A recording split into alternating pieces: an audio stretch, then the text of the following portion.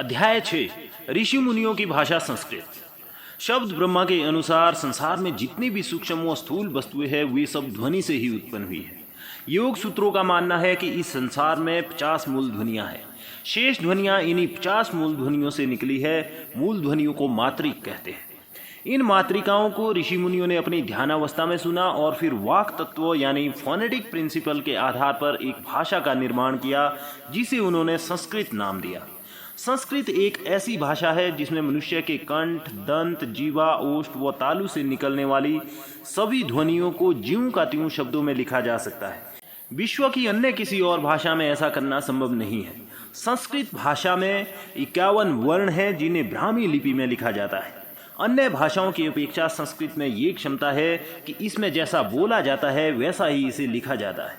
ये क्षमता इस भाषा की वैज्ञानिक आधार पर बनी वर्णमाला के कारण है। जब कोई संस्कृत का शुद्ध उच्चारण करता है तो उस मनुष्य के शरीर पर एक अनुकूल प्रभाव पड़ता है। यही नहीं, जो इस भाषा के शुद्ध उच्चारण को सुनते हैं उन पर भी इसका प्रभाव पड़ता है। यही कारण है कि पुराणों में लिखा है कि जो व्यक्ति वेद, पुराणों, रामायण व गीता के मूल पाठों का श्रवण करता था उसका भी कल्याण हो जाता था। शायद यही कारण था कि पाश्चात्य गायिका मैडम मडोना ने संस्कृत के उच्चारण को सीखने के लिए एक अल्प अवधि कोर्स बनारस में किया। मडोना का कहना था कि इस भाषा के शुद्ध उच्चारण को सीखने के बाद उसने ऐसा महसूस किया कि संस्कृत शिक्षण के बाद उसे सुनने वाले अधिक प्रभावित हुए। खेद है कि आज संस्कृत एक जीवित भाषा नहीं है। गुप्त काल के दौरान संस्कृत समस्त भारत की राष्ट्रीय भाषा थी, पर कालांतर में इसका लोप हो गया। एक सर्वे के अनुसार देश में संस्कृत बोलने व समझने वाले मात्र 6-7 हजार ही लोग हैं।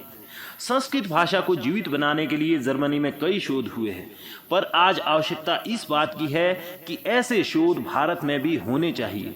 संस्कृत संबंधी एक आश्चर्यजनक बात यह है कि अमेरिका में रह रहे भारतीयों ने न्यू जर्सी शहर में संस्कृत की एक संस्था खोली है और वे वहां संस्कृत सीखते और सिखाते हैं।